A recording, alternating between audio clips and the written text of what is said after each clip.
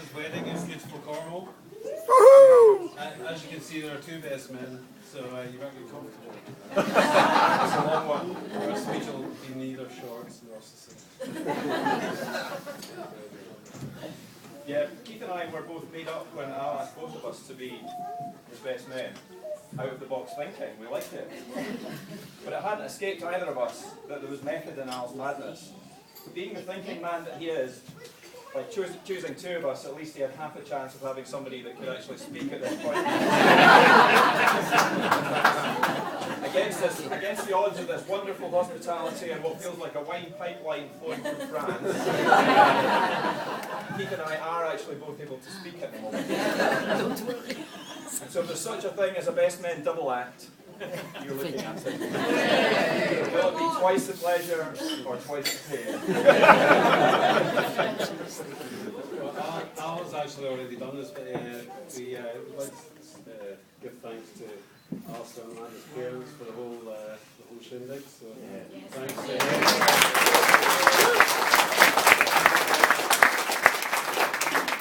And of course the gorgeous bridesmaids. And all the family and friends have come together to make this special day happen. Yes. But before we get sidetracked on our duties today, we do have some duties, and we have a few messages from distant, absent friends and family. Keith, I gave these to you, right? You got them? Right. Well, I've got one from.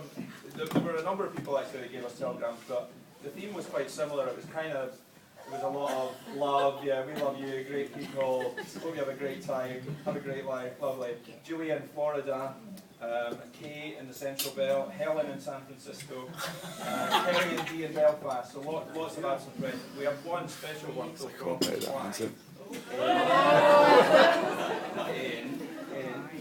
in Vancouver. I'm in Vancouver. Now this is a long one, and I thought, well, shall I cut it down? But actually, no. I would like you to. That's firm guidance from another firm guidance from Wilmot. So this is a message from Uncle Clive in Vancouver. Hello to everyone on what I feel certain will have been an exciting and memorable day for you all. My special greetings today are to the newlyweds, my dear niece Amanda and her charming husband Al. I've known Amanda since she was a baby and have seen her grow into an intelligent, attractive and resourceful young woman who goes after what she wants in life.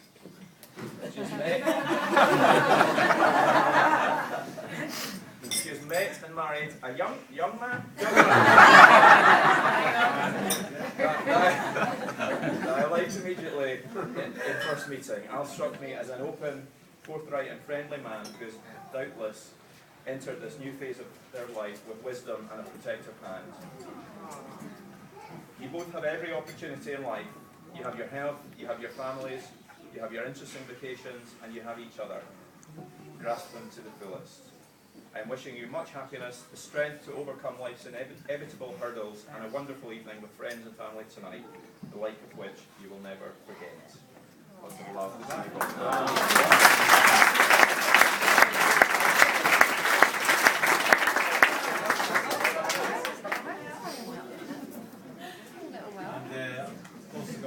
A message from Fordy and Kirsty up in Dingwall. Hey guys, sorry we can't be with you sharing your fantastic day. We hope you have a long, fun-filled life together, full of all the things that make it wonderful for you. All our love and best wishes, Kirsty, Martin and me.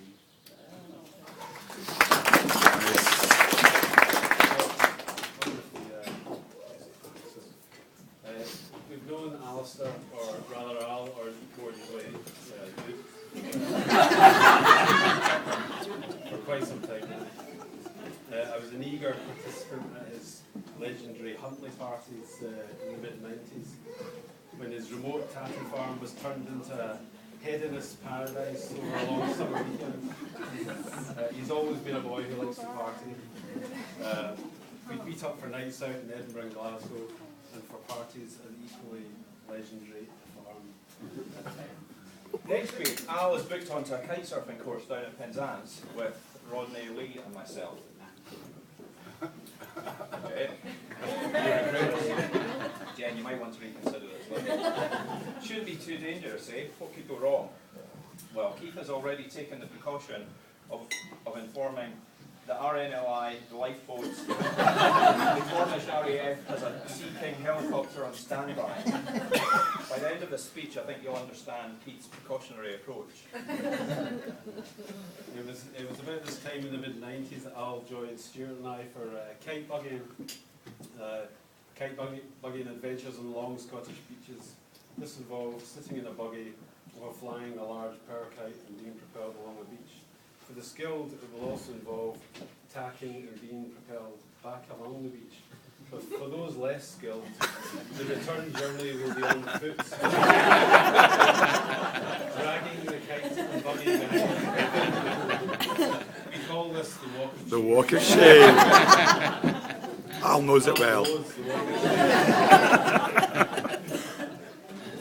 it was then I first became aware that the glitches could be a familiar part of Al's hobbies. The phrase ambition outweighs ability.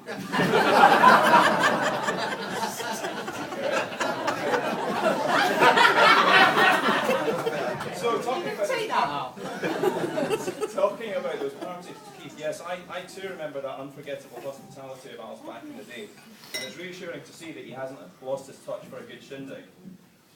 But Amanda and Al both know about partying. In fact, their love started at arguably the biggest and best party of them all, Glastonbury.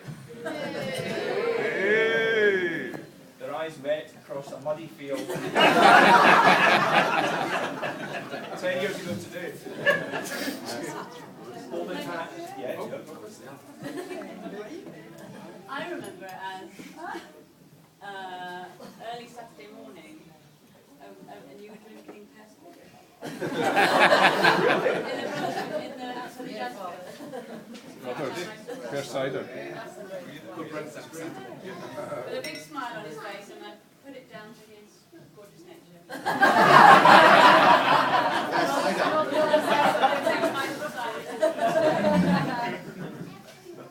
So they watched the midsummer sun set and rise, and that was it. Their friends were all convinced. I think that was it. I don't know. I haven't been properly briefed here. The friends weren't all convinced from the outset. Caroline's partner, Rodney, one of Al's best mates, took a little convincing.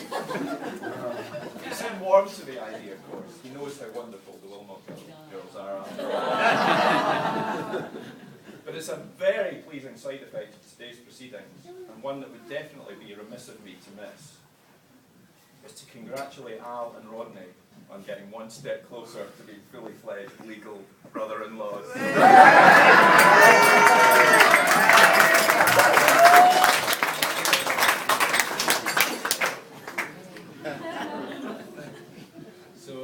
So it didn't take long after that solstice in Somerset for love to pull our boy from the chilled Aberdeenshire countryside to the Bristol bustle to be with Amanda.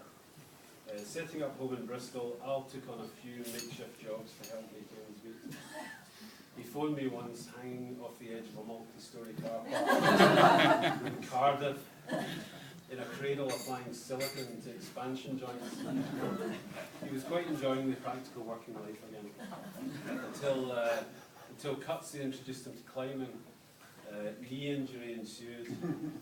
That was around the time Al took Amanda on a romantic holiday to Sri Lanka. They promptly got airlifted out of the world's biggest tsunami. It wasn't long before Al went on a winter holiday to the Alps with the boys. He called me from a helicopter one day. I thought at first it might be some glamorous high adrenaline day trip, until he explained the scenario: helicopter rescue from the side of Mullingar, nursing a busted knee. So I think you'll forgive my precautionary arrangements with the Penzance Emergency Service. Sweet good luck, boys. And so it was right that Al settled down to a nice, sensible job in insurance.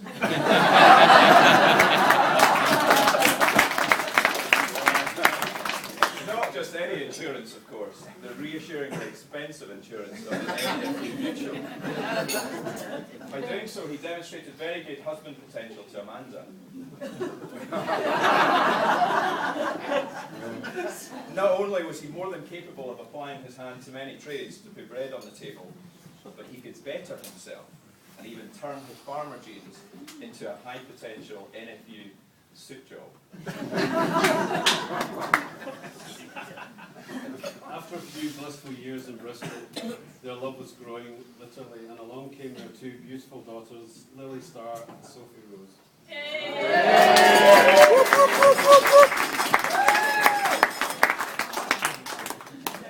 They were outgrowing Bristol. The slower, healthier pace of life in Cornwall was pulling them. I've never lived in the same town as Al in all the years I've known him. He's always been a distant friend, but Cornwall is certainly into the stretch.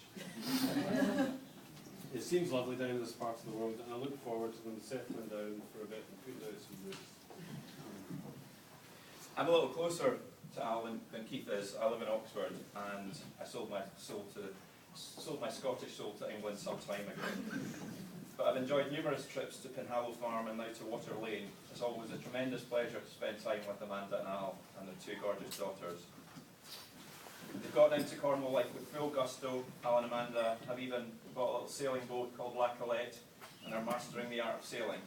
No injuries yet, I'm very pleased to exclude a broken keel from a rather unfortunate training experience. So things are clearly on the up, guys. I hope you'll forgive us for having stuck with tradition and giving you a little like teasing Al. And perhaps unjustly implying that your ambition outweighs your ability. But when it comes to your relationship and to your family, there is no doubt. Your ambition is unquestionably high, your ability is undoubtedly higher. In total truth, Amanda and Al, I'm in full admiration of you both, and along with everyone in this room, there for you and for your family. We're here to offer you all the support you could ever need or wish for the rest of your days. We look forward to being part of your future and watching you, your family, and your love for one another soar with the most powerful kites. Oh, nice, nice.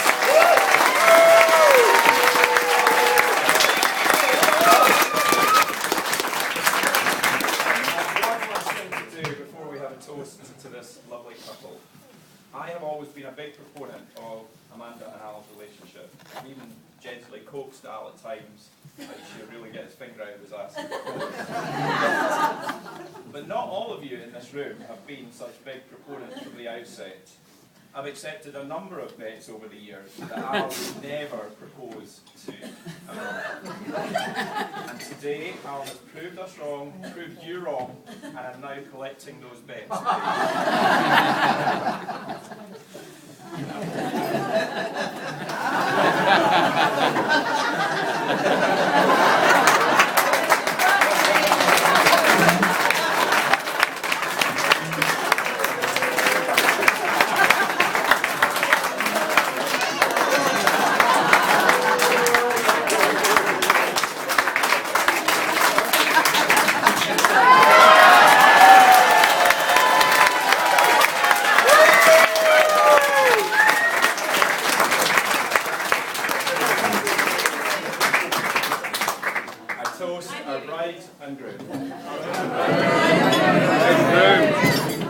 Bride and groom.